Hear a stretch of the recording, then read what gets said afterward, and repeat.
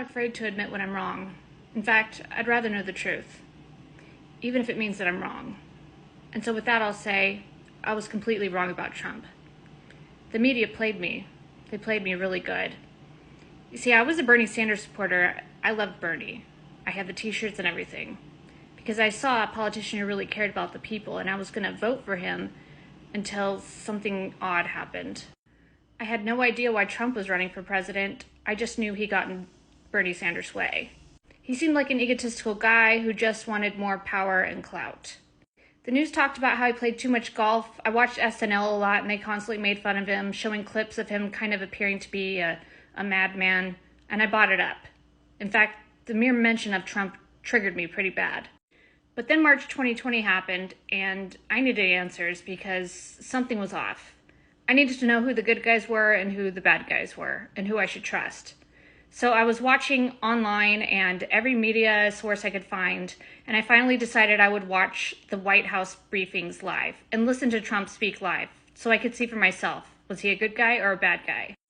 I saw him appear in his news briefings to just kind of keep it straightforward like a businessman, and then I watched the news afterwards completely spun it out of control.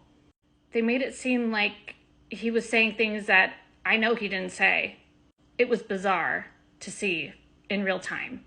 I was watching to see who was pushing fear-mongering, and it definitely wasn't coming from him. In fact, he was trying to push positivity, moving forward, and holding a better vision for where we were headed, which I felt was very much leadership-ish of him. I saw him being straightforward, giving us exact plans and what we should do and what we should expect. And then I saw other people pushing projections like 18 months out that made absolutely no sense with no facts behind it. So I saw that one side was playing fear games and Trump wasn't on that side. But the news was heavy on he wasn't a trustworthy person, so I needed answers because this was all chaos and it didn't make any sense. But March 2020, I talked to a friend and he said that Trump was in there for a reason, and that's when everything clicked. I felt so much better about what was going on because the worst wasn't happening. It was actually something really good. There was something really big happening, and it was a complete change in our world. But because I watched too much TV, I allowed that fear-mongering to get to me, and I actually did not like Trump for several years until I finally stopped and had to look and see what was really going on and ask some really logical questions. Only then was I able to see the truth, when I was able to take my emotions out of the way. So for those people triggered by the word Trump, I get it. I was triggered too. And I was only able to see the truth when I looked at him logically, without anybody else's voice in my ear. Take another look at him, because you're missing it.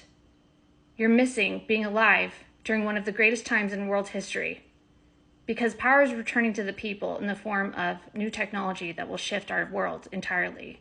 And Trump is helping us get to the other side. In fact, he says several times, I'm returning power to you.